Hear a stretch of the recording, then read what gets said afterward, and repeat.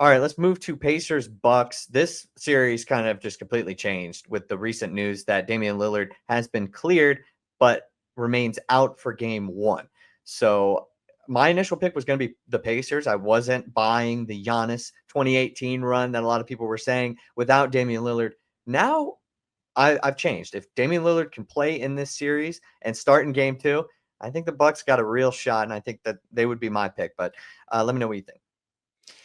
Yeah, I think that the Damian Lillard aspect of this completely changes the series. But even without Damian Lillard, I was definitely not as low on the Bucks as I feel like maybe you or like a lot of other people were, just because of the fact that Giannis is Giannis, and I don't know if he's going to go on a 2018 type of run, but this is during the regular season, and this was also with Dame, so take it with a grain of salt. But they won 3 out of the 4 matchups with the Pacers during the regular season, and the one matchup that the Pacers did win was one of the craziest games of all season, where Tyrese Halliburton gets a 4-point play to go at the end, which definitely a questionable foul on Giannis at the end there, but wins by 1 point off of a 4-point play, down 3 with like a couple of seconds left to go in the ball game. It was an absolutely insane game, and definitely one of the best games of the season. But I think that this Bucks team knows how to play this Pacers team. Obviously, they beat them 3 out of 4 times. Possibly could have swept them during the regular season. And Giannis averaged 30 and 13 during those games. Like there was no stopping him. Obviously, they have Miles Turner. They have big guys like Miles Turner and Pascal Siakam that can maybe try and wall up against him. But Giannis is also a good passer. He averaged almost 7 assists a game and averaged more than 7 assists a game against the Pacers. So like maybe under like an aspect of his game that is underrated is his passing out of a double team, or just being able to find assists in general. Obviously, they're missing guys like Chris Middleton and Damian Lillard. Like Chris Middleton just off the team, and then Damian Lillard like for at least the first game. But if Damian Lillard can come back before game 3, I think that the Bucks take this in 6, like genuinely. And I also think that this Pacers team got a lot of experience from last year's playoffs, making it to the conference finals, but they were just proved to be a little bit fraudulent by the time they played the Celtics. Like they had no chance in that series. And I personally don't think that they should have won the Knicks series last year. The Knicks go up 2-0 and then take a 3-2 series lead in that series. And they let the last 2 games slip away from them, and the last game wasn't really close. But I didn't like the Pacers over the Knicks last year, and I was wrong about that. But I think that the Bucks will just be a little bit too much for the Pacers. I have the Bucks winning in 7 though. The Pacers definitely have the experience and have the tools to beat this Bucks team, especially if Damian Lillard misses an extended period of time. But Giannis hasn't been healthy in the playoffs for a while, and I think it's a scary sight to see when you have Giannis driving down the lane consistently. Okay, Bucks and 6 or Bucks and 7?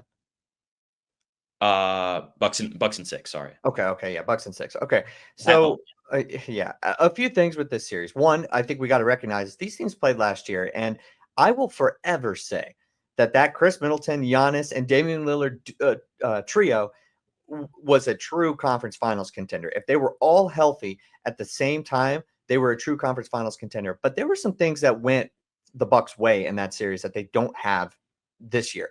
One is the fact that Damian Lillard is not going to be in game 1. That is huge. I think if the Pacers can take that first game, this series will look like it'll be an uphill battle for the Bucks the rest of the way. Because if they win in 6 after losing game 1, obviously that means they win 4 of the next 5. But when I look at this team from last year, they replace Chris Middleton with Kyle Kuzma. He hasn't really been the difference maker this year for the Bucks. And while I am looking forward to what Kevin Porter Jr. can do for them, I don't know if that's going to be enough to replace what Chris Middleton did for them in that series last year. He turned into Kobe Middleton. Like he dropped, what was it like? It was like a 45-point performance in one of the games. And Bobby Portis he cost them one of the games when he was ejected, but then the next game he came back and played really well. It was just a major back and forth series. And there's some production there for the Bucks that I don't know if they're going to be able to replicate against the Pacers, even if both Giannis and Damian Lillard are healthy in this series. But I am still going with the Bucks just because Giannis is just unbelievable against them. They don't really have somebody that can match up and defend him well. He has a 68% true shooting percentage against Indiana, and that's the best against any Eastern Conference opponent. So while I am skeptical of what the Bucks have on the bench and losing Chris Middleton, I still just have to go with Giannis and Dame. Also, I don't know what you might think about Damian Lillard, but if you rank him ahead of Tyrese Halliburton, or if he simply just plays better than Tyrese Halliburton in this series, that gives the Bucks the 2 best players. That's another rule of thumb. where if you got the two best players in the series, you're probably going to win that. So I'll take the Bucks. I think it's going to be a fight, though.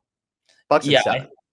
I think that maybe one key part of that series last year that we're forgetting to mention, obviously, Chris Middleton is going to be a huge loss. He had some crazy performances last year, and then Damian Lillard being out for however long he's going to be out for in the series will be a huge loss for them. The games that he misses, but Giannis didn't play last year, and the Bucks still pushed them to 6. So, like, I don't that can't be underscored at all. Like Giannis is the clear driver and the best player of that team. Chris Middleton doesn't have to have those performances if Giannis is playing in those games. And I don't see the Pacers beating the Bucks last year with Giannis playing. So I definitely think that is a huge part into the reason why last year's series looked the way it did. And even so, like the Bucks still had a pretty good shot of winning that series, even without Giannis, with just Chris Middleton and Damian Lillard. And obviously, I don't think that Kyle Kuzma can replace all of what Chris Middleton was, but he's a decent scoring threat. And then they have like Bobby Portis has come back in the last couple months of the season, so I think that the Bucks are the better team, and I think that they can take it in 6. Yeah, you're right. You're completely right with the Giannis assessment there. He didn't play at all in that series, and that there's certain production that they're not going to be able to account for as far as their bench now.